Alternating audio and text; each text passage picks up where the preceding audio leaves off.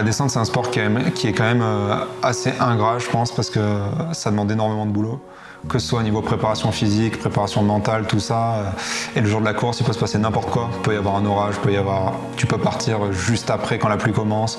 Alors que les premiers sont partis sur le sec, tu peux avoir ton dérailleur qui casse, tu peux avoir un pneu qui crève. Et c'est des trucs, ça peut vraiment t'entamer le mental, je pense. Et t'as beau être préparé autant que tu veux, y a des choses que tu maîtrises pas. Et voilà quoi, donc je pense que ouais, c'est un sport qui est assez compliqué à gérer niveau mental, tout ça. Ce qui est dur, c'est de savoir qu'il faut beaucoup travailler, de jamais savoir où est-ce que tu en es par rapport aux autres. Et pour moi, c'est ça le plus compliqué. Au final, je pense que cette démarche, c'est vraiment essayer de fournir un maximum de travail pour pour arriver au moment voulu à être le plus performant possible, quoi. Que ce soit au niveau qu'on parle de photo, qu'on parle d'athlètes sportifs, tout ça, je pense que c'est vraiment beaucoup de boulot en amont pour au moment voulu être le plus performant possible, le plus efficace et aller droit au but, quoi. Voilà, je pense que. Mais c'est vraiment au final, c'est beaucoup de sacrifices en amont pour un truc que tu peux pas tout de suite quantifier. Mais le jour venu, quand tu vois le mec sur le podium, tu te dis tu vois pas forcément tout ce qu'il a fait avant. Alors que voilà, c'est là au final le travail il se fait tout en amont, que ce soit à la gym, que ce soit dans l'entraînement, tout ça. Et, voilà, je pense que c'est un bon sacrifice de soi-même et de sa vie à certains moments, quoi, on va dire.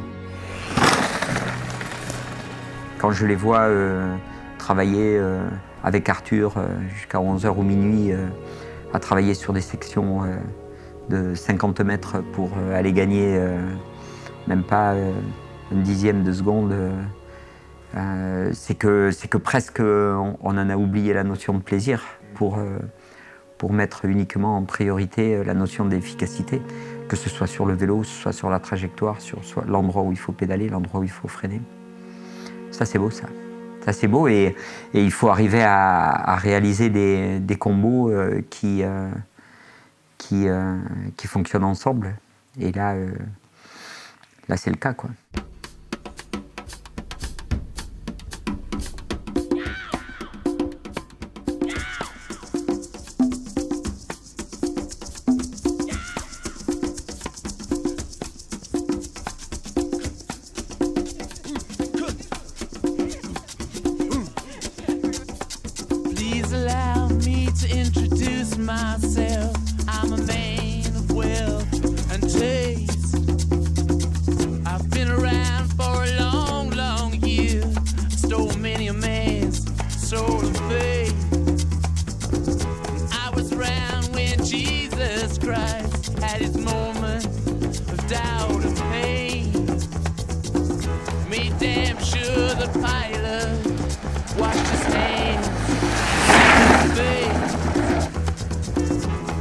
C'est silencieux.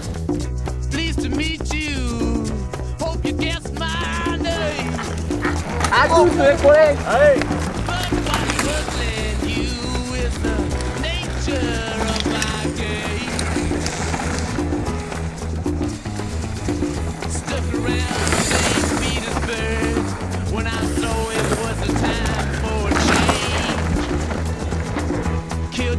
Le but avec les riders et avec le team, c'est pas juste de leur donner des vélos et de l'argent, quoi. C'est d'essayer de les aider à tout ce qu'on peut, notamment en travaillant sur les vélos, ce qui est beaucoup le travail d'aujourd'hui et ici, et puis de les aider sur voilà, avec cette piste où on a la chance d'avoir pu récupérer et louer cette montagne, d'avoir pu tracer cette piste, d'avoir les gens de Pasquette Moto qui sont incroyables. Donc on est à 50 minutes du bureau. Bon voilà, on va travailler à nous maintenant d'en faire bon usage, à nous de... Enfin, ça commence, quoi, juste maintenant. C'est pas... La fin, c'est pas aujourd'hui, ça c'est juste le début.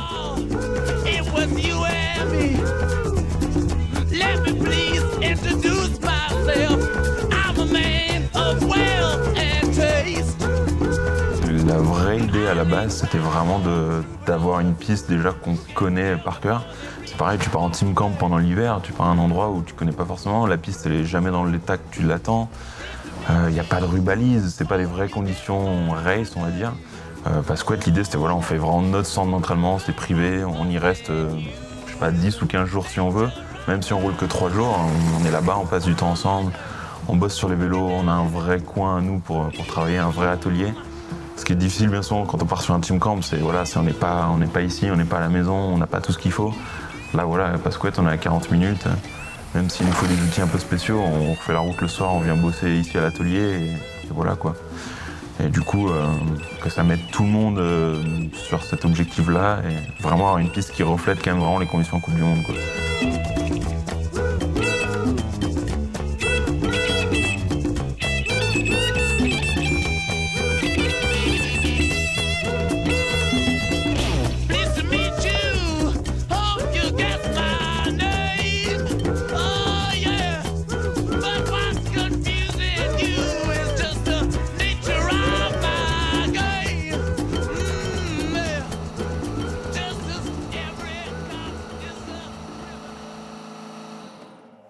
Yes, I. Moi, ce qui m'a le plus fasciné quand je tournais ces images, c'est t'as des groupes de personnes qui sont là pour faire réussir les autres, pour faire réussir une marque, pour évoluer. Les mecs se mettent des charges horaires de peut-être, je sais pas, 70, 80 heures par semaine.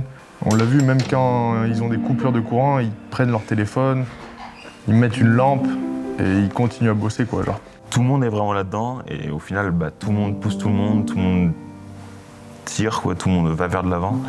Et ouais, c'est clairement, honnêtement, il n'y a pas de... Ça, il y a aucune limite, presque, j'ai envie de dire. Tu vois, la seule limite, c'est nous. Et du coup, nous, tant qu'on n'en a pas marre, tant qu'on ne dit pas ça marchera pas, ça marche, quoi. Tu vois ça nulle part ailleurs et c'est fou, quoi. C'est magnifique, c'est même impensable, quoi.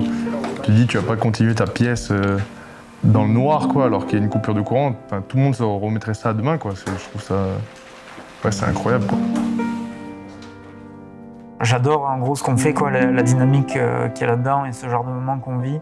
Ça me donne vraiment des frissons d'en parler. Mais c'est en fait de réunir des gens passionnés de mécanique, de compétition, de vélo évidemment, d'organisation, de voyage, pour finalement mettre cette passion au service du travail et vraiment dans une dynamique d'accomplissement. Où en gros chacun utilise le team pour aller au bout de lui-même dans un domaine précis.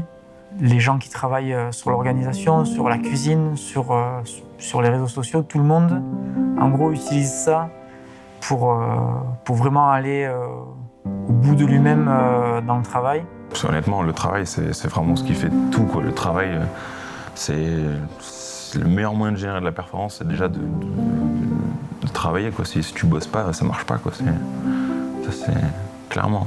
Et je pense que ça fait une énorme différence par rapport à ce qu'on a pu avoir avant, à ce qu'il y a dans d'autres équipes, à ce qu'il y a dans le travail de tous les jours. Ou non, là, dès le moment où on est dans ce travail de team, motivé quand même par la compétition, la confrontation à d'autres équipes qui ont plus d'expérience, plus de moyens, où nous, voilà, on veut gagner, on veut être là, on veut faire nos preuves.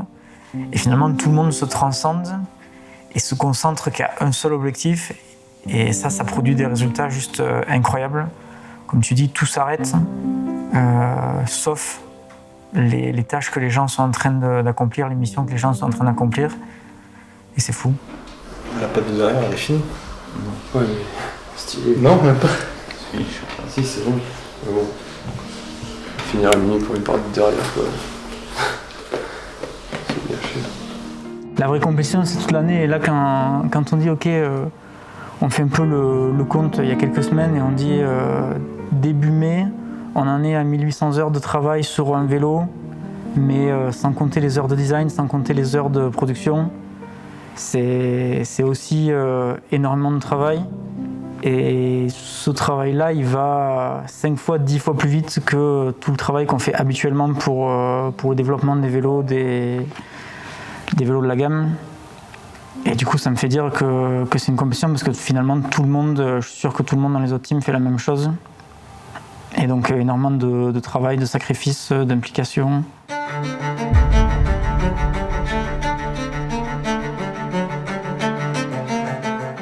L'esprit compétition, je crois que je l'ai eu pour la première fois quand j'ai commencé à faire des vélos avec Sun et où j'ai eu des riders qui m'ont demandé de les aider ou de leur passer des cadres. Et que je me suis dit, c'est cool, mais bon, tant qu'à faire, autant y aller pour gagner, quoi. Puis ce jour-là, c'est parti. C'est-à-dire, après, tu prends des habitudes, quoi. Tu prends des habitudes de gagner, tu prends des habitudes de prendre les meilleurs, tu prends des habitudes de les motiver, de leur donner le meilleur matériel, 3, de les mettre dans les meilleures conditions pour gagner. Puis après, il n'y a plus que ça qui compte, quoi.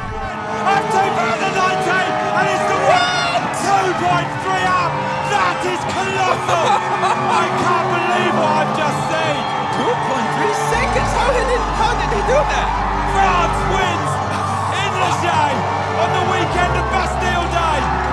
The dream has come true for Amaury Pierron. Look at the scenes.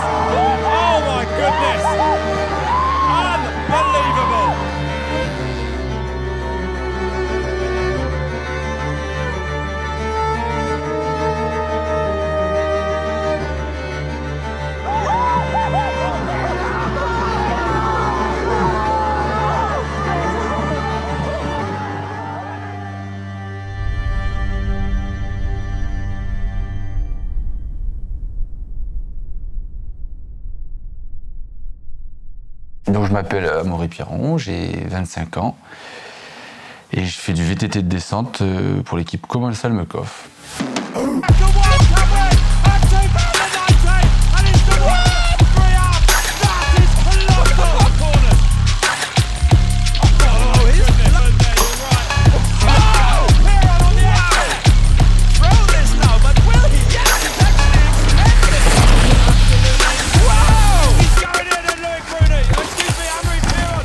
Amaury, je pense que c'est vraiment un mec qui a vraiment la victoire en tête, quoi, et qui veut vraiment gagner.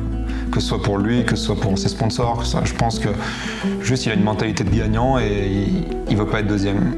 Quoi que je fasse dans le sport, du moins, genre j'ai toujours voulu niquer les autres en fait un peu. Ça dans la récré quand je faisais la course, juste des sprints dans la récré. Et l'anecdote, là, quand je faisais la course avec la copine, là, je lui avais laissé, je sais pas, 20 mètres d'avance. Et genre, je pars après, je me rends compte que je vais pas la rattraper. Et en freinant, je trébuche et gueule dans le portail, cicatrice. Voilà, non, j'ai toujours eu cet esprit, je pense, dans le sport. Maintenant, ce qu'il veut quand il court, c'est être premier, de toute façon. Il a envie de ça, il a goûté à ça, il veut tout mettre en place pour. Mais comme je dirais les autres aussi, tu vois. Mais après, c'est qu'est-ce qui fait que tu passes devant. Je pense qu'on est un peu des fous dans le sens où, tu vois, genre, on vit pas la vie comme certaines personnes pourraient le vivre, tu vois, genre, profiter, sortir, bar, resto, tout le temps, tu vois, genre ça, on peut pas trop le faire. Genre, tu vois, tous les week-ends, tu peux pas aller te mettre une murge, enfin, du moins pas moi, je sais pas, il y en a peut-être qui le font, mais... C'est tous les jours, plusieurs entraînements par jour, peu importe l'heure, peu importe le temps, le samedi, dimanche, voilà, je sors pas le vendredi soir par exemple, ou le samedi soir, ça me dérange pas, moi c'est naturel pour moi, voilà, il faut se coucher tôt, se lever tôt, ou pas, mais il faut faire tout ce qu'il faut comme un sportif de haut niveau, quoi. Quand tu veux être le meilleur, et que t'es pas loin de l'être, que t'es sur la voie, c'est que t'as déjà passé du temps à regarder qu'est-ce que font les meilleurs et qu'est-ce que tu pourrais faire comme eux ou mieux qu'eux. Respecter le matin si on est à l'entraînement l'après-midi et pas commencer à tout chambouler dans la semaine parce qu'on doit aller voir un collègue ce jour-là ou quoi que ce soit. Il faut le respecter, sinon c'est ça qui fait la différence entre le 20e et le premier. J'aime cette vie, tu vois, genre, j'ai pas envie de tous les week-ends me réveiller le matin, genre en mode tu vas passer toute la journée devant Netflix, tu vois. Ouais, t'es comme dans un tunnel de progression, dans un tunnel qui te mène à ton objectif et finalement tout le reste a moins d'importance. Tu peux vraiment tout perdre, quoi. Tu peux perdre tes sponsors, tu peux perdre ton image, tu peux perdre la notoriété que tu as construite les dernières années, tout ça en une saison, genre une blessure, une mauvaise place ou un enchaînement de mauvaises places, quoi. Et je pense que c'est méga exigeant pour ça, quoi, parce qu'en gros on te juge vraiment sur 20 minutes dans l'année. Il suffit qu'il y ait la faute à pas de chance ou que t'es un jour où t'es pas dans un bon mood et tout, tu loupes tout, quoi, pour rien.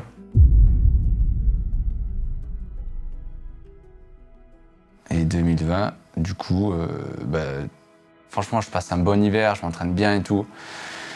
Et genre là, paf, course qui s'annule, Covid de merde, et ça s'annule, et ça s'annule. Et là, du coup, putain, tu t'entraînes.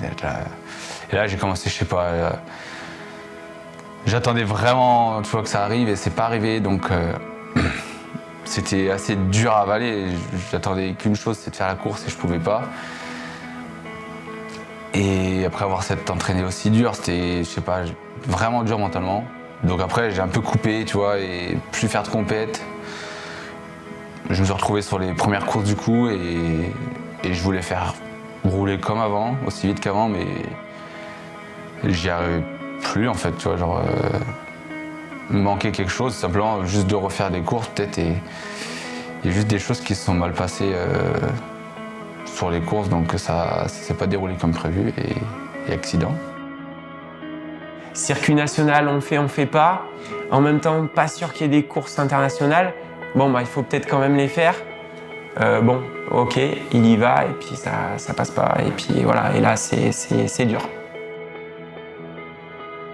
Et du coup, 2 apophyses, des vertèbres, elle a un L2 cassé, clavicule, un doigt et une longue convalescence. Après ça, c'est putain, est-ce que c'est toujours le cas au final maintenant, hein. Est-ce que je vais retrouver mon niveau? Tout ça, quoi. Ça cogite. Donc là, j'ai vraiment fait le reset, tu vois. Genre, je me focus vraiment sur moi-même. Et on va essayer de faire les choses au mieux pour que ça se passe au mieux sans essayer de griller les étapes. Là, tu vois, j'ai vraiment... Je reprends vraiment d'en bas, tu vois. Je voulais juste reprendre des sensations au début sur le vélo, sur un chrono, tu vois, là, en Espagne d'abord, ensuite au Portugal.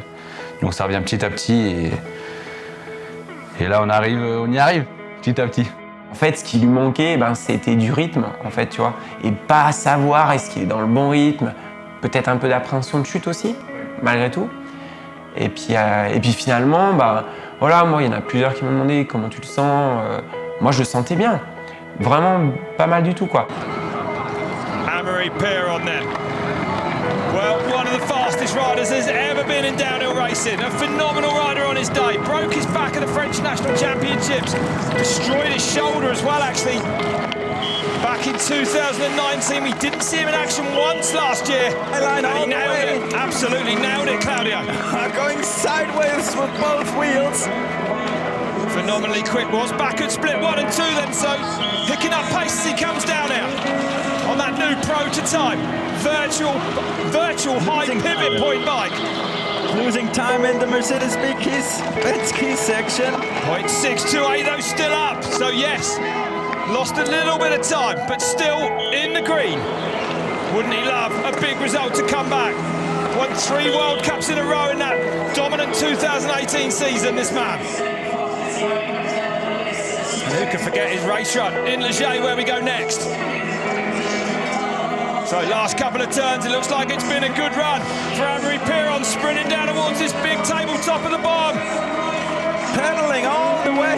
He's going to smash the time of Louis Greenland. Pierron goes green, 1.27 up. 3:27 now the time to beat. Good run from the Frenchman, he knows it. Little wave of the fist there. Very interesting to see that he actually lost time at the top half of the bottom woods, but then made it back up straight away.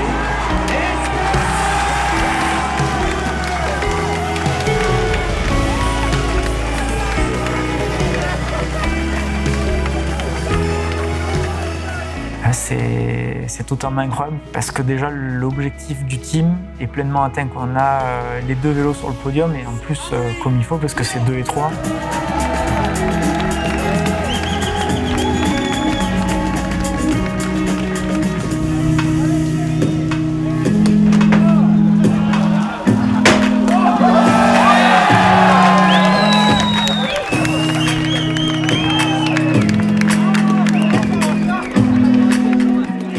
J'étais content de mon résultat, mais pas super content de ma performance en gros quoi. Et direct, je savais que ça allait pas suffire pour les courses d'après quoi. Donc fallait retrouver du rythme de haut en bas.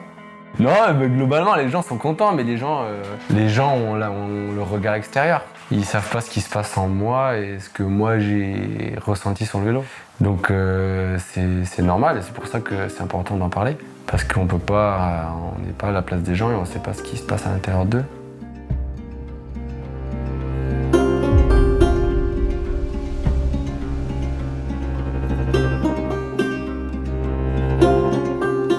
Je m'appelle Thomas Stack, j'ai 24 ans.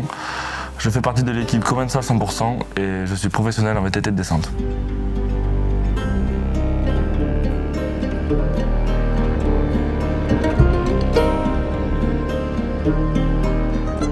Avant Louza, j'étais bien, j'avais tout l'année 2020, avec le Covid, on avait quand même grave roulé à la maison avec Frix et tout, on s'était mis des grosses sessions, j'étais trop bien sur mon vélo. J'ai enchaîné au début de l'année, j'avais enchaîné des journées entières à faire que des chronos tous les jours, vraiment physiquement j'étais au top. Et donc Louza, je me sentais vraiment trop bien sur la piste, j'avais déjà roulé quelques fois là-bas, en team camp, etc. Et donc je me sentais vraiment trop bien, j'étais confiant à fond, genre au time run j'étais un des plus vite et j'avais le rythme, j'avais le pace quoi. Et donc après bêtement sur un run d'entraînement, je chute d'une heure d'inattention. Et donc voilà, là ça fait mal. Quand je suis tombé, j'ai senti que j'avais mon poignet, c'était mort. Ouais, de suite dans ta tête, tu penses plus la même chose en fait.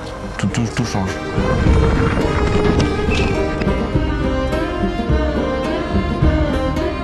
En gros, pendant les 2 heures d'opération, je je pensais à ce que je pouvais faire. À chaque fois je fais ça. Genre, du coup, j'imaginais, je sais pas, qu'est-ce que j'aurais pu faire comme projet, du coup, qu'est-ce que je ferais si je fais pas de vélo, quel travail je pourrais trouver. J'imaginais moi, c'est une provençale, je pourrais faire team manager dans les équipes. Enfin, j'ai vraiment pensé à ça parce que dans ma tête, quand elle m'a dit ça, j'ai cru à fond, quoi. J'avais mal, c'était long, donc. Du coup, je sais pas, juste une reconversion, quoi.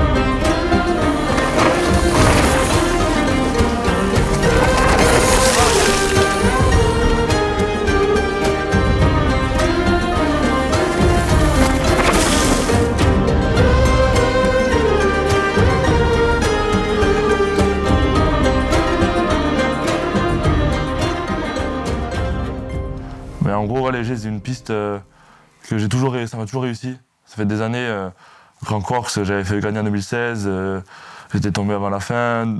2018, je fais top 5 en Grand Corse.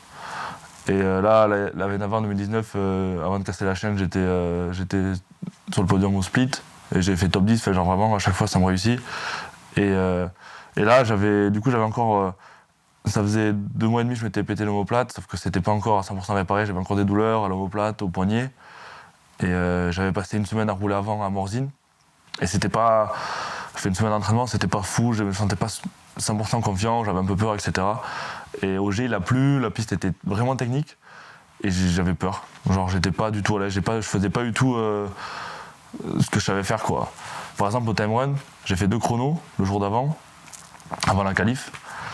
Et j'ai fait un premier chrono en 4-10 et le deuxième, et j'étais vraiment pétrifié. Et je sais pas, le deuxième, d'un coup, j'ai eu un déclic, j'ai bien roulé et j'ai fait 20 secondes de mieux. D'un chrono à l'autre, comme ça. Genre, à ce niveau-là, ça devrait pas arriver.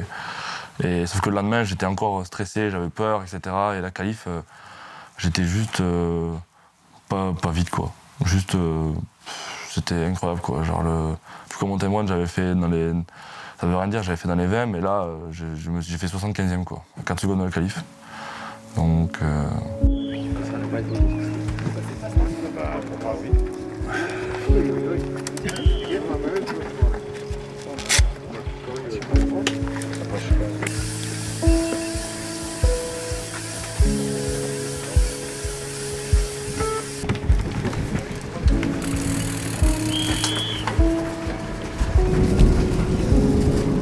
Allez, Thomas. 10 seconds.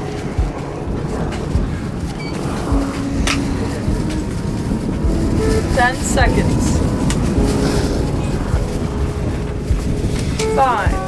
3.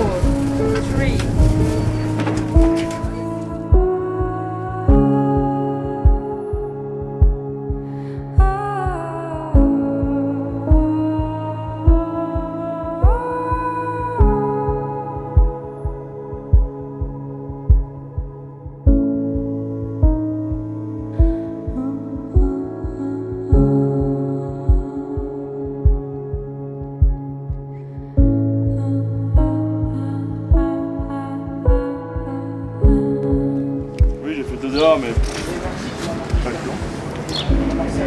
c'est le Arctique. Je sais pas, là j'ai pas. Je sais pourquoi pas ça. Je suis allé, vraiment le poignet.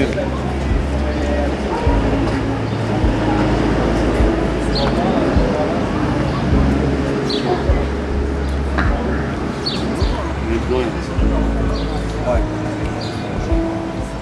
Pas se qualifier, mais. Ça arrive, Thomas. Ouais. C'est la vie. C'est pas la première fois que ça t'arrive.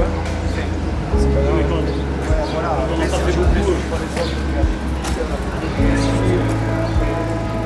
Là où on vise. Non. Non, même pas. Non, ça va, ça passe. Ça doit être juste, mais je pense que oui. Ça va revenir, gros, t'inquiète. On a tous fait ça. Ouais, moi, tous les ans, c'est 4 courses où je fais 50e, 70e et une course où je fais bien. Ouais. Au moins, il y en a qui fait bien. Ouais. C'est des gars. Ça aura plus sorti, mais ça va. Défilé un peu, hein. Hein? Ouais, c'était fou là. Une comparaison de ouf, genre tu passes la ligne et tu vois ton temps, t'es loin. Genre, il y avait 40 mecs qui étaient passés, j'étais 35e.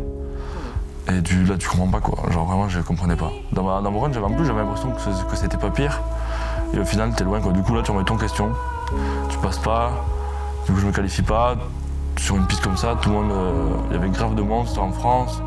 Enfin, c'était incroyable quoi, comme course. Et donc là, c'est juste. Feeling, ouais. Juste, je sais pas, tu comprends pas, tu remets ton question, tu dis mais pourquoi je fais ça? Est-ce que je suis vraiment fait pour ça? Est-ce que j'ai vraiment les épaules pour être là où je suis? Parce que voilà aussi, maintenant on a tous une place dans une équipe qui te donne de l'argent, les gens entendent des trucs en retour, etc. Et je me dis est-ce que j'ai vraiment les épaules pour supporter cette pression et être là quoi? Est-ce que je suis pas plutôt fait pour rouler derrière chez moi en touriste?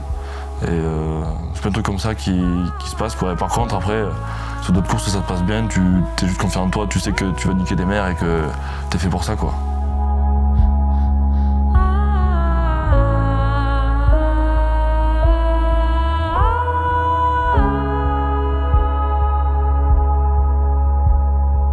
Je pense que ouais, l'image aujourd'hui elle est aussi importante que la compète parce que tu vas avoir des gars qui sont pas forcément forts en compète ou qui sont forts mais qui sont pas forcément dans le top 10 mondial, mais qu'ils vont trouver des sponsors, qu'ils vont trouver des gens qui vont les suivre justement pour l'image qu'ils dégagent quoi. Et au final parfois mieux vaut avoir une bonne image et moins de résultats que des résultats et avoir une image pourrie. Ouais, ou un table. Ouais, bah table ça te fait moins partir en travers non? Après, en vrai, on peut faire un botox, hein, si ça te fait une deuxième. Oui. Oui, après surtout c'est remonté comme ouais, ces gars-là, du coup, c'est des gars qui vont être perfectionnistes quand même, que ce soit dans leur style vestimentaire, comme on disait, ou même dans la façon dont ils bossent avec les médias. Donc, par exemple, moi, quand je bosse avec Frix sur une Coupe du Monde, on regarde pas mal les détails à l'avance, on fait donc le track walk ensemble, et au final, on décide quel spot, est-ce que là, on va shooter là, est-ce que là, on va shooter là, ou est-ce qu'on peut faire des photos cool, et c'est comme ça qu'eux, ils vont se créer une image avant même le jour de la course, en fait. On peut faire plein de shots schlarp sur le virage. Par contre, pas de shot du table de l'Inter. Hein. Tu te souviens à Morse quand j'avais shooté le table de l'Inter? Ah ouais. En vidéo? Mais genre là, tu vois, je me mets là. Le truc, c'est que genre après ça marche, tu vois, mais c'est pas le spot où tu fais waouh, tu vois. Vraiment, leur sponsor, tout ça, ça vient grâce à cette image qu'ils renvoient, quoi, en fait. Et c'est pas forcément de leur résultat. Ils vont peut-être faire 30e, 40e à certaines courses, mais au final. Le fait qu'il soit stylé, que ce soit tant dans la façon dont il s'habille, la façon de rouler, etc., ou alors juste la façon de voir les choses, quoi. Et les médias qui les suivent, ça va leur permettre de s'exprimer et au final de toucher une cible qui va pas être forcément la même, mais ça va leur permettre d'acquérir des deals avec des partenaires, tout ça, et de rentrer dans des teams qui marchent quand même, quoi.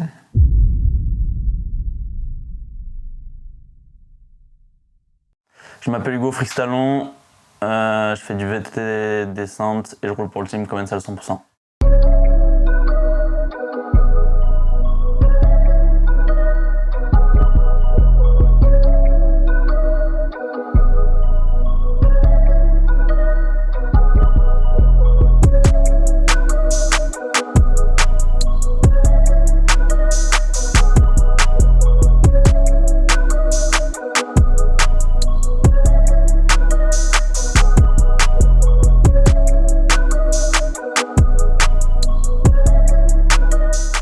Frix, du coup, lui, c'est un peu un cas à part. Enfin, moi, au final, je bosse avec pas mal de riders et c'est peut-être celui qui est le plus à cheval là-dessus, qui va être vraiment le plus à cheval sur les attitudes qu'il a, sur son style vestimentaire, si tout match dans la photo, si l'attitude est prise un peu trop tôt, un peu trop tard.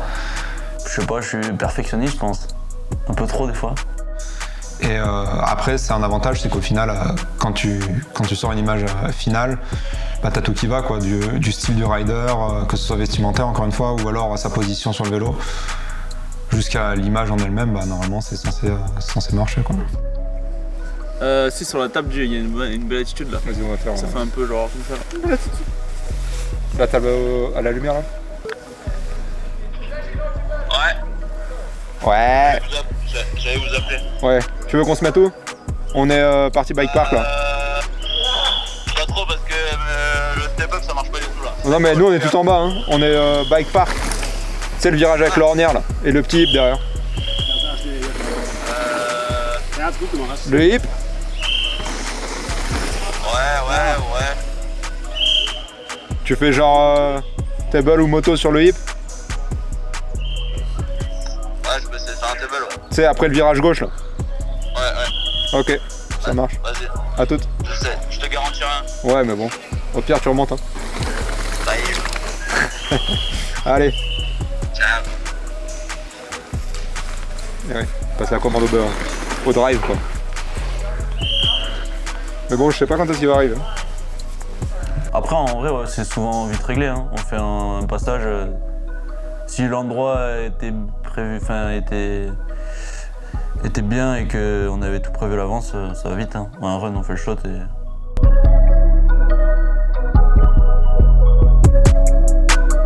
Ouais, des gars qui vont acquérir une notoriété avec cette image justement. Genre, je pense, tu vois, si je ferais que des vidéos, genre les gens ils me mettraient dans une autre case, tu vois. Genre en mode. Peut-être je serais moins crédible ou un truc du genre, tu vois. Peut-être j'aurais pas la même image ou quoi si je faisais que des vidéos, tu vois.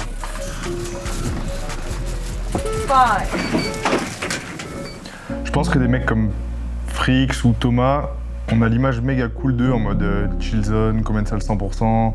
C'est le team qui est cool, mais des mecs comme ça, quand ils tombent ou qu'ils loupent une course, genre pour eux c'est l'enfer quoi.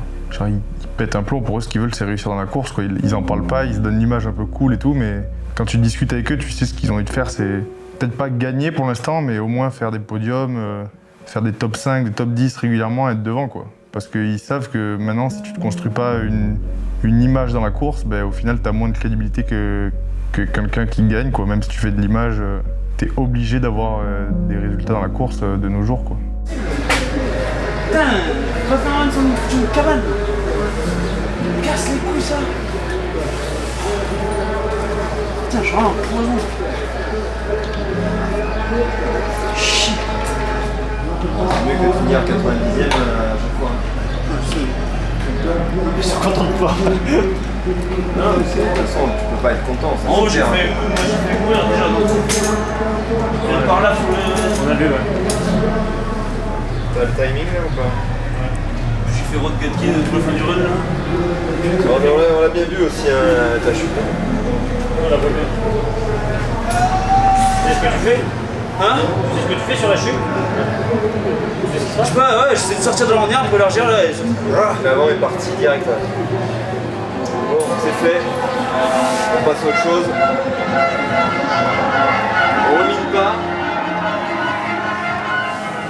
Merde, j'ai l'impression de sortir, c'était pas le sec. Ouais, mais après, si tu vas pas chercher la limite, ça sert à rien quoi. Faut bien à un moment donné que tu ailles chercher la limite. Si tu vas sur le vélo tout le temps, ça veut dire que tu fais quoi? Tu stagnes, tu progresses plus. Donc t'es bien obligé d'y aller là. À un moment donné, il vaut mieux être dans le vert au début qui se la coller après plutôt que de faire du rouge tout du long quoi. Peut-être qu'il se fait surprendre lui-même par lui-même. De toute façon, il est en phase de progression, donc quand tu reprends de la confiance comme ça, tu vas chercher à chaque fois tes limites, de plus en plus, jusqu'à temps que ça matche, hein, clairement. Donc il y a bien un moment où ça va matcher. Le tout, c'est après de ne pas se décourager, d'être patient, et même si c'est des fois récurrent un peu de se la coller, il faut rien lâcher. Quoi. Mais ça, c'est le plus dur par contre. Non, il va falloir tout fort dans la tête. Après, non, mais ça va, c'est juste ça me fait chier quoi. Ouais, genre, attends. 30 minutes, c'est rameux, c'est juste là, ça me fait chier quoi. Non, mais sur le coup, ça fait chier. T'as juste pas à concrétiser, c'est le plus dur en fait. Quand tu ne concrétises pas, c'est là où c'est dur, mais il faut savoir se relever et remettre le couvert rapidement. Faire des tri là-bas, sans dire que ça va un mois là. Ouais. Quand je dis rouler vite, c'est rouler vite et c'est clair qu'il va t'en falloir. Ça va être tout seul. Moi je préfère que tu engages encore plutôt que tu fasses comme Thomas hier. Et que tu sois un peu trop détendu sur le lignes. Entre lui et Vital là, il m'en veut un peu trop là. Ça va faire un top trop finalement. C'était un dommage hein. T'étais bien au split là. Ah mais en gros je vais mourir d'entrée. Oh le départ. En gros j'essaie de l'amortir. Mais en fait t'as glissé non? Et là, patine un peu. Non, j'essaie d'amortir et j'ai touché mon cul et je m'en vois rien. Ah, en l'air, bon, au début c'était stylé, la caméra de face, hein. Ça faisait la blablabla comme ça, là, c'était un mix. T'as rattrapé, on a dit autre chose. Ouais. Ah, ensuite, t'es bien là. Ouais. Je sais pas, en boost là. Non, mais il y a que le dernier. Ouais, après, je t'ai pas. Non, mais après, les gars, les gars là ont bien roulé donc. Tu sais, il y en a toujours des mecs du top 40 qui font dans les 20. Ouais. Bah ouais, un bon top 20, tu l'aurais fait. Non, moi franchement, je pense à moi direct. Hein. Genre, c'est même la pression que je me mets au départ ou quoi, personne ne me la met. Hein. C'est moi qui me. Je me mets toujours une pression tout seul, quoi. Donc, ouais, si je tombe, c'est moi le premier déçu, hein, en vrai. L'un rejoint l'autre, au final, tu vois. Genre, si tu fais des bonnes vidéos, bah ça t'enlève les pressions de la course, mais genre, au final. Genre moi, tout ce que je fais, j'ai envie de bien le faire, tu vois. Du coup, au final, quoi qu'il arrive, je me dis pas en mode ok, j'ai sorti une bonne vidéo le mois dernier, j'ai pas besoin de faire des résultats, tu vois. Genre tout ce que je fais, j'essaie de le faire à fond et genre je me dis pas en mode l'un balance sur l'autre, quoi.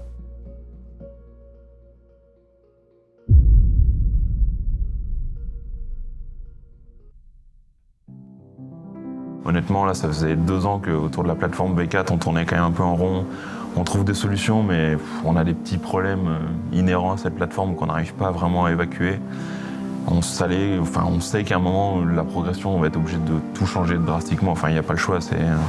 Tu progresses, mais il y a un moment, l'ennemi, il est quand même la plateforme sur laquelle tu te trouves. Et du coup, c'est sûr qu'il fallait bosser. Et vraiment, voilà, la saison 2020 qui était un peu en dents de scie et toutes ces histoires de Covid, on a quand même eu beaucoup de temps pour réfléchir. Pas beaucoup de courses, du coup, on préparait pas exactement les courses de la même manière, on était déjà plus dans l'anticipation de 2021. Et là, du coup, ça a été vraiment Arthur qui a un boulot assez taré là-dessus, et essayer de penser ce nouveau vélo, quoi. On a eu un premier proto en juin 2020, donc compliqué avec toute la situation Covid, tout ça. On a quand même pu faire pas mal de tests, vu qu'il y a eu des courses annulées et un trou finalement dans les compétitions de l'été 2020. Ce qui change, c'est pas de récupérer un vélo de série pour essayer de faire de la course avec, mais là, c'est vraiment la conception même, c'est le cahier des charges, c'était déjà essayer de gagner des courses. Du coup, après, tu prends vraiment le cahier des charges dans l'autre sens, quoi. Tu définis avant tout la fonction et ensuite tu crées ton produit, et pas du tout l'inverse, quoi. Bon, mais qu'est-ce qu'on veut là? On veut continuer sur un vélo qu'on est au sommet de la pyramide, ou on veut prendre des risques et essayer d'en faire, de monter plus haut avec un autre? Alors tu prends les avantages, les inconvénients et puis t'avances, quoi. Et là, on a eu, malgré les moments où on a pu se perdre, on a pu revenir en arrière, aller en avant, monter en haut, en bas. On est toujours allé de l'avant et l'esprit d'équipe a beaucoup aidé parce que chacun a mis un peu son petit grain de sel et c'était constructif pour que ça sorte une meilleure version à chaque fois. C'est un vélo qui est fait pour gagner des courses et qui est fait comme un module de test pour la performance des HV5 qu'on va faire ensuite par la suite, quoi. C'est un vélo de test qui nous a permis de tester plein de systèmes, plein de principes sur lesquels on pensait mais on n'était pas forcément encore sûr. C'était vraiment c'était notre module de test, quoi. Et donc on a eu un challenge assez gros, des semaines assez chargées, beaucoup de pression parce que les pilotes voient les courses arriver et voient le vélo qui est mieux sur certains points mais pas au niveau sur d'autres et ils se demandent comment ils vont gérer ça. Le fait que ce soit nouveau, ça met de l'appréhension pour tout le monde et vraiment cette pression qui monte. On a eu quand même la chance que la course de Maribor soit déplacée à plus tard dans la saison. Ça nous a donné un peu plus de marge, un peu plus de sérénité. Et finalement, on a trouvé en bossant avec Angel Suarez et Myriam Nicole des solutions qui au final convenaient vraiment à tout le monde, qui arrivaient finalement à bien corréler avec les théories qu'on avait. Finalement, on s'est donné toute la saison pour ajuster cette cinématique, chercher des nouvelles voies. Et la chose vraiment très positive, c'est qu'on a réussi à atteindre cet objectif d'avoir un vélo qui est vraiment polyvalent et où, quelle que soit la piste et quel que soit le segment de la piste, le vélo donne un caractère vraiment satisfaisant. Et la preuve en est, c'est qu'au final, même si on a essayé de faire beaucoup de changements sur les différentes courses, sur les différents team camps qu'on avait, se préparer pour les conditions extrêmes de pente de Val d'Isole, au final, on est quand même resté très très proche de ce qu'on a défini les premiers jours de mai ici en Andorre. Et finalement, ouais, cet aspect de dire ok, mission accomplie, on a développé quelque chose qui marche vraiment bien à peu près partout.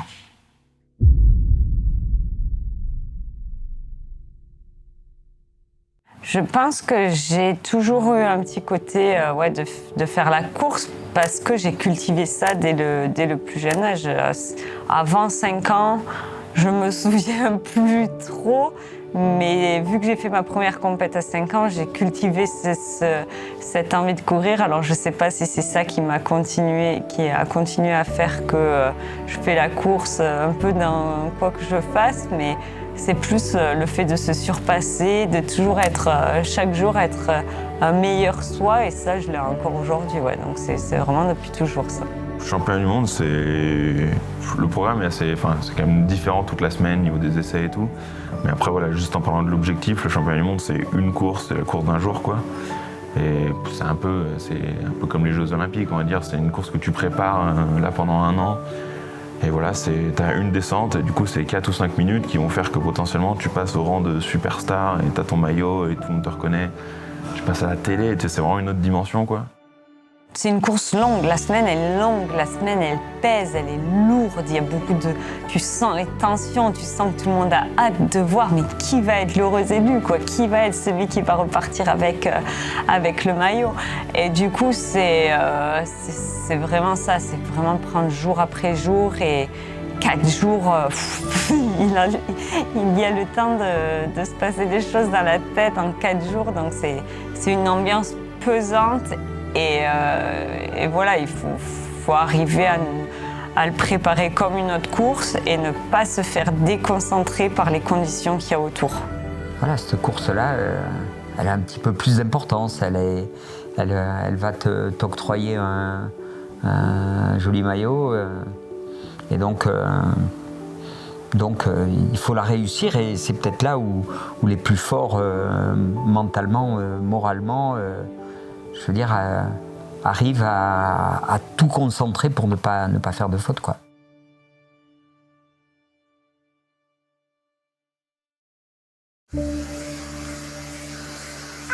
C'est bon.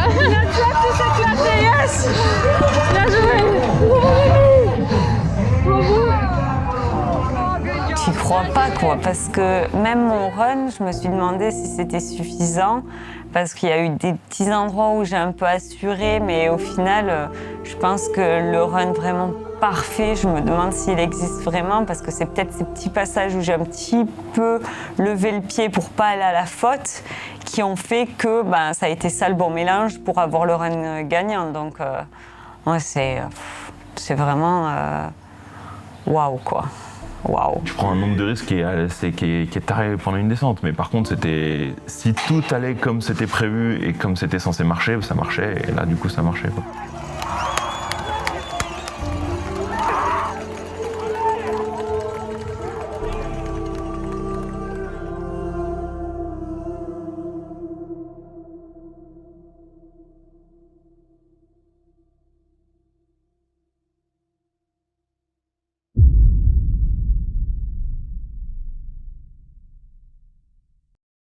Je m'appelle Thibaut Daprella, j'ai 20 ans, je viens du sud de la France et je suis VTT de descente. J'ai fait du BMX après jusqu'à mes 13 ans, comme on peut faire de la compétition au niveau mondial et européen. Et après mon objectif c'était dès que j'avais l'âge de faire les Coupes de France de descente, de passer à la descente. Donc je me suis entraîné toujours en descente aussi, même quand je fais du BMX. Et puis voilà, dès que j'ai eu l'âge, c'était parti, que de la descente. Son évolution dans le travail, c'est méga pro, quoi. C'est un méga pro, vraiment analyser tout ce qu'il fait pour que ça marche, quoi. Et moi, là où je trouve il est vraiment fort, depuis qu'il est en junior, il est vraiment comme ça, quoi. Même si ça marche pas, avant ton run, tu sais qu'il y a un truc qui va pas marcher, tu sais que tu auras mal au bras, tu sais que c'est compliqué, que c'est pas forcément pour toi. Mais lui, je sais pas, il a ce truc de se persuader, de dire non, mais je passe, non, ça marche. Genre, on s'en fout. Aujourd'hui, on gagne, quoi. Alors avant les Jeux, on a été à une Coupe de France aux Arcs. Et du coup, le week-end se passait plutôt bien jusqu'à ce que Titi chute au training. Et il a chuté assez lourdement, il a perdu connaissance et avait des douleurs au visage. Donc il s'est fait héliporter, hôpital. Donc là, ça a été un petit coup dur pour le team. Tu es allé sur une Coupe de France pour continuer pas à pousser, mais voilà, à travailler, à faire une course. On n'avait pas eu de course, je crois, pendant un petit moment après les Haugangs, sauf si je me trompe. Puis, je pense que j'étais encore chaud une fois de plus, j'étais vite, je pense. Même si on n'était que le samedi matin, avant la qualif, mais j'avais... Après ma chute, j'avais des GoPro de la veille. Et quand j'ai comparé, par exemple, mes temps avec la qualif ou la course, j'étais déjà plus rapide que celui-là. Alors que j'étais en run d'entraînement comme ça, j'étais déjà plus rapide en roulant, voilà. Donc voilà, j'étais encore chaud. C'est peut-être ça qui m'a valu la chute, mais voilà, j'ai fait une petite erreur de merde, mais ça m'a coûté cher. Et à partir de là, c'était la guerre.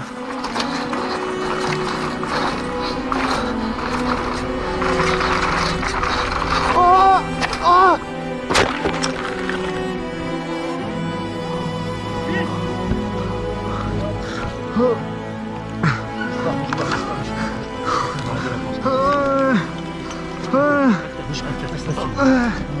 Enlève le casque. Enlève le casque. Enlève le casque. Enlève pas ton casque. Non. Enlève pas ton casque. Attends, je vais juste te desserrer la boucle, d'accord? Enlève le casque. Je veux dire, pourquoi est-ce qu'on va prendre des risques sur des courses comme ça qui sont pas utiles par rapport à l'ensemble de la saison. Donc sur le coup, je râle, quoi. Sur le coup, je râle. Puis après, c'est comme chaque fois que tu prends un mauvais coup, quoi, ou une mauvaise nouvelle. Je veux dire, elle t'affecte, sur le coup, elle te fait mal, et puis et le lendemain, ça va mieux, et le surlendemain, ça va encore mieux, et puis tu acceptes et tu repars, et donc voilà, ça s'est passé comme ça se passe toujours. Voilà, il fallait que je sorte et que je me prépare pour la prochaine, peu importe. Une fois que j'étais dans le lit, que je les aurais fait chier tout le monde là-bas pour leur demander si ça allait, que j'ai vu que c'était que la langue, que j'ai commencé à bouger. J'avais peur, j'avais un peu mal au genou sur la rotule, mais la première fois que je me suis levé du lit, une fois que j'étais sorti de l'anesthésie, tout ça, que j'ai vu tout aller, là c'était bon, là j'étais parti dans un autre... le cerveau il était enclenché, je sais pas où, mais une fois que j'ai vu que la langue a été recousue, que je pouvais sortir, là après j'étais plus le même. Mais c'est sûr, quand je le vois arriver au G avec la langue en mille morceaux et tout, etc., là tu vois, je me dis... Mais après, bon... De toute façon, tous ces champions, ils ont quand même quelque chose de plus que la moyenne ou de plus que nous, quoi. Hein. C'est des autres personnes. Hein. En fait, je pense que ça commence plutôt le premier jour des essais. Hein. Premier jour des essais, pas première descente, je me suis dit, je suis tombé ou c'est... Non, j'étais normal. Après, je me suis trop chauffé, je me suis remis une pelle, j'ai tapé la tête encore une fois. Là, j'étais mal, fatigué. La qualif, j'étais vidé complet. Plus de force, j'étais cuit. Et je pense que j'ai fait une sorte de surcompensation. Je me suis levé le samedi et je sais pas, c'est une sensation où là, je me suis dit, là, je suis chaud. Mais comme si j'avais rien été à part mon nez, que j'arrivais pas à respirer. Et la langue je pouvais pas manger, j'étais chaud. Donc, peu importe la météo, je pense que j'étais là. Oh, well, let's go to Thibaut de Praila now then. So this man had a massive crash in Lazark at Cooper Cup last weekend. Bit through 3/4 of his ton. He was airlifted out of there. But don't forget just how sensational this man was at the first race in Leogang. An incredible talent, but he's struggling a bit this week, I hear, Elliot, because he hasn't been out to eat properly. You know, he's actually feeling quite weak.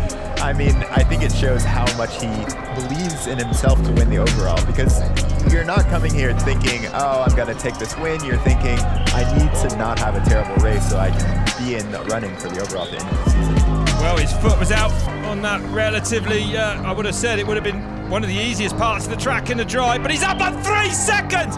How is he doing this then? Well, this is unbelievable!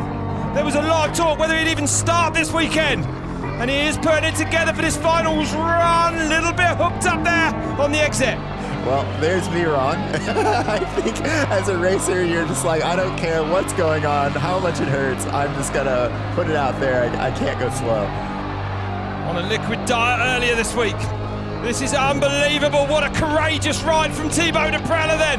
3.3 extended, giving his crowd something to cheer about. This is a man we're going to see big things of in the future. Holding it across that camber. Oh, scary watching him hit that rubber man at that speed in the damp.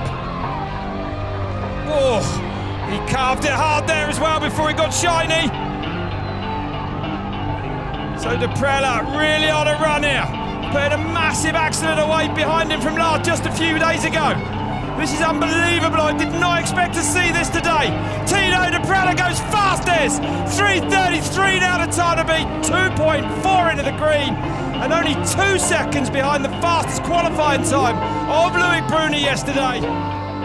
Voilà, pour être honnête, j'ai même pas profité. J'étais rien, j'étais vidé complet, j'ai même pas pu profiter de quoi que ce soit. J'ai même pas réfléchi, j'étais juste vidé complet, j'ai aucun savouré. Oui, je remercie les gens et tout ça, mais j'ai même pas pu vraiment montrer ma joie et tout ça. C'était très dur.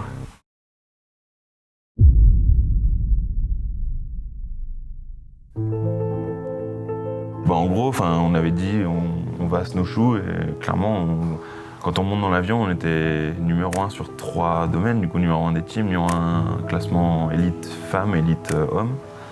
Du coup, on dit là, on a 3 numéros 1, on va jouer 3 titres, il reste que 2 courses.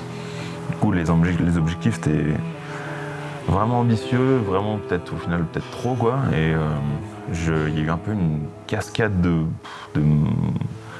mauvais choix, de mauvaises nouvelles, de trucs compliqués à Snowshoe où là, comme je disais tout à l'heure, t'es là, tu contemples que ça marche pas et t'as pas forcément de solution contre ça quoi.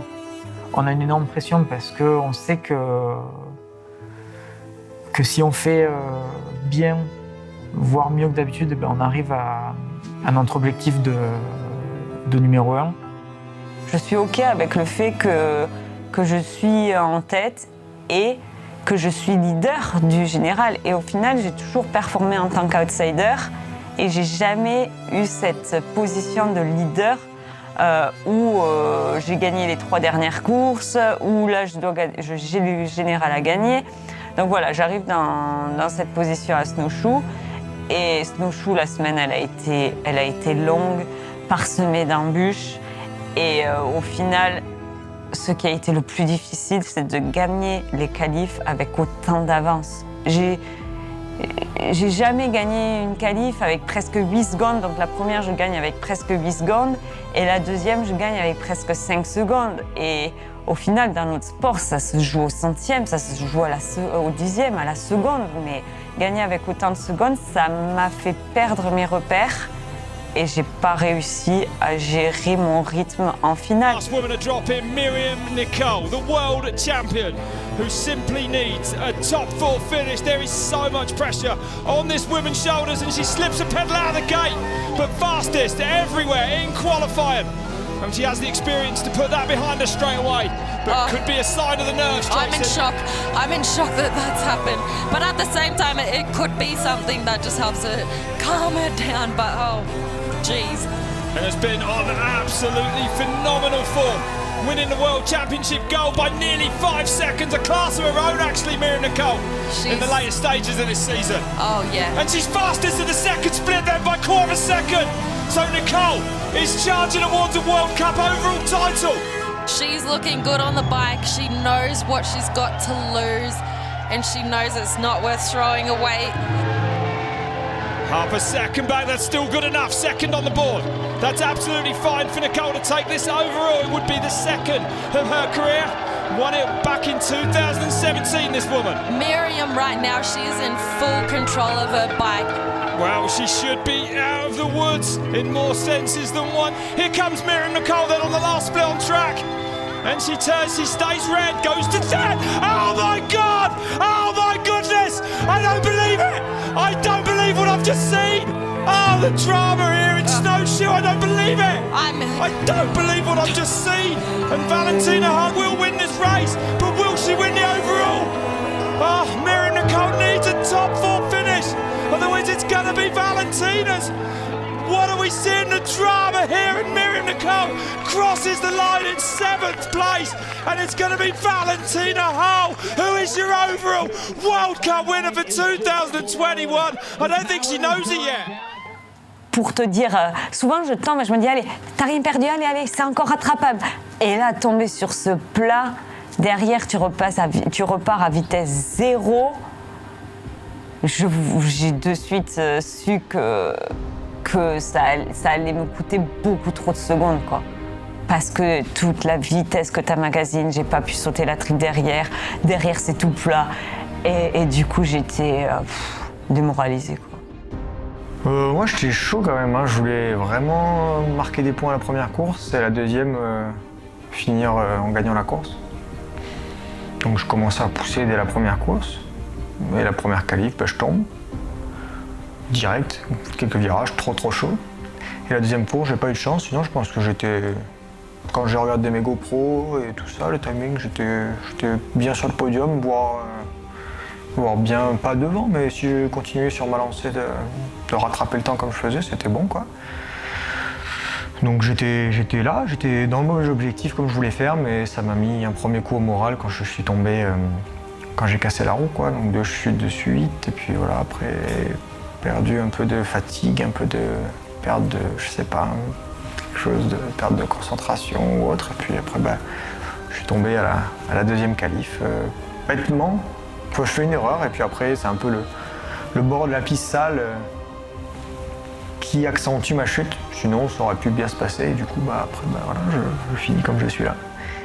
Je pense que c'est c'est les aléas de la course, c'est le match de football où tu te fais rattraper dans le dernier quart d'heure, c'est le sport dans toute sa splendeur. Donc ça peut arriver que ce soit nous qui fassions les fautes, mais le prochain coup, c'est nous qui allons, les niquer dans le dernier quart d'heure. Il n'y a pas de... ça fait partie de la beauté du sport. Et surtout, faut pas qu'ils se remettent en question. Faut surtout pas qu'ils pensent qu'ils sont pas bons dans de telles conditions, parce que ça tourne, quoi. Je veux dire, la chute, elle se joue à très peu. Peut-être qu'on avait peut-être qu'on avait le matériel non plus qui n'était pas le plus efficace ce jour-là. Mais bon. Si j'ai un seul et unique message à leur passer maintenant, c'est surtout changez rien et vous remettez pas en question, parce que ce que vous faites, c'est ce qu'il faut faire, quoi. Non, pendant 15 minutes, non. J'ai marché derrière, le pouce il bougeait, mais je me suis dit, bon là c'est bon, ça se trappe, le pied ça se trappe. J'avais pas mal au dos, je sentais que j'étais en vie, quoi. Je me suis dit, bon bah voilà. Et une fois que je me suis assis un peu plus loin et que j'ai senti que la fille elle bougeait plus, qu'après je suis presque tombé. Non, j'ai dit c'est cuit. Et au final je finis deuxième, pas grand chose. Est-ce que tu es fier de ta saison? Oui, ouais. Ça, c'est une belle récompense du travail qu'on a tous fait et ça donne confiance. Donc ouais, pour la suite, donc non, même si j'ai fait des erreurs, comme c'est pas fini d'en arriver, même si je suis blessé actuellement, c'est pas grave, il y a pire. Je pense que les bons résultats qu'on a tous eus cette année, que ce soit Myriam, Amaury ou moi-même, ça nous motive tous à travailler encore plus et c'est ce qu'on va faire dans les prochaines années. Dans tous les cas, c'est ce qu'on disait, c'est la course, c'est comme ça. Il y a plein d'exemples dans le sport en général, dans plein de choses qui font que des très gros objectifs que des gens se fixent, ça marche pas forcément tout le temps. Enfin, je sais pas, je vais pas en citer, mais tu vois, moi, si tu vois, j'en cite un, je viens du Mans, tu vois, genre les courses de 24 heures, c'est un des trucs les plus durs sur la planète pour les constructeurs automobiles, les constructeurs moto. Le nombre d'exemples où des mecs sont numéro 1 pendant 23h59 et au dernier tour, ils ont une casse moteur où ils abandonnent. T'es là, mais c'est tellement dur. Il y a des milliers de personnes qui travaillent pour cet objectif-là, c'est presque fait et ça marche pas. Ça, tu vois, je l'ai déjà vu beaucoup de fois et c'est un truc où tu dis putain, mais c'est terrible, c'est ingrat, c'est horrible. Et du coup, ouais, quand ça t'arrive, t'es presque pas surpris. Tu dis là, ok, on va faire comme tout le monde, on rebondit, on reviendra plus fort l'année prochaine et on va faire pour que ça tienne jusqu'au bout tout le temps, quoi. On roule au plus haut niveau, il n'y a pas que nous, quoi. Il y a d'autres marques, d'autres équipes qui travaillent pour la même chose, donc forcément, même si tu penses que les choses sont acquises, elles ne le sont pas. Donc c'est la dure réalité du sport. Donc moi je pense que forcément c'est dur, mais ça va que les rendre plus forts. Le rêve, c'est à court terme, mais là j'étais pas loin et je vais essayer c'est mon objectif numéro 1, d'essayer de refaire, de gagner ce doublé. J'ai gagné la Coupe du Monde, j'ai gagné le championnat du monde, j'ai gagné le championnat d'Europe, de France. J'ai jamais gagné championnat du monde et Coupe du monde en même temps. Et j'ai jamais gagné les Jeux Olympiques. Donc oui, c'est les deux dernières choses qui me restent à... Donc il y a des choses, ça dépend peut-être pas de moi. Je n'irai peut-être pas au bout en 2028, mais ça reste un petit truc dans mon coin de ma tête. Si je me remets, je me revois dans l'état où j'étais à l'hosto et au final, je finis la saison avec des bonnes performances. Moi, je suis vraiment content de moi, d'être revenu comme ça. Donc ouais, je sais que c'est pas les attentes de tout le monde, mais moi personnellement je suis fier de moi et je suis content, donc c'est cool. C'est quoi tes rêves qui te trottent dans la tête là, pour le futur? Moi il faut que je refasse ce que j'ai fait, tu vois. Je peux pas, j'ai pas envie de rester sur quelque chose que tu valides une fois, sinon c'est pas validé pour moi. Donc ça, de toute façon, tant que je pourrais me battre pour, je le ferai. J'essaierai de le faire. Et après, il y a le maillot. Hein.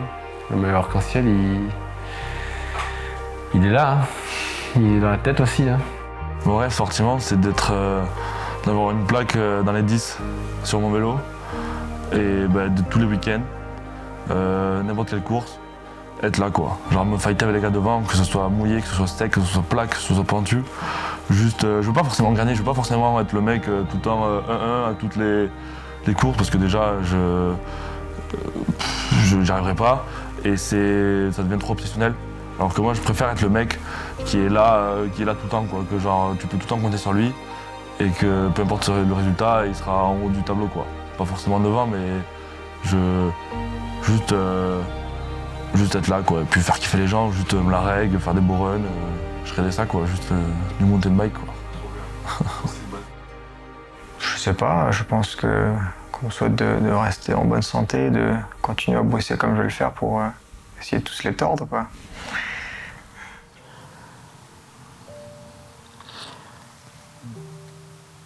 Pour la suite, j'ai le sentiment qu'on est tout début des grandes marques de vélo qui deviendront un jour vraiment pas du même niveau, mais qui deviendront un peu comme des marques d'automobile, quoi. C'est-à-dire que dans le monde entier, je veux dire, il y aura des marques qui auront telle identité, telle image, et que ce soit pour s'amuser ou pour rouler en ville ou pour n'importe quoi. Je veux dire, on choisira sa marque de vélo par rapport à son identité, son caractère, ou celle à laquelle on a l'impression de ressembler le plus. Donc la bagarre, elle est... la compétition, on va dire, des marques de vélo, elle est mondiale et j'aime bien ça. Donc le futur, c'est de continuer d'être ce que l'on est, de rester indépendant, parce que ça c'est cool, et d'être fort, quoi, et d'être beau. You're gone and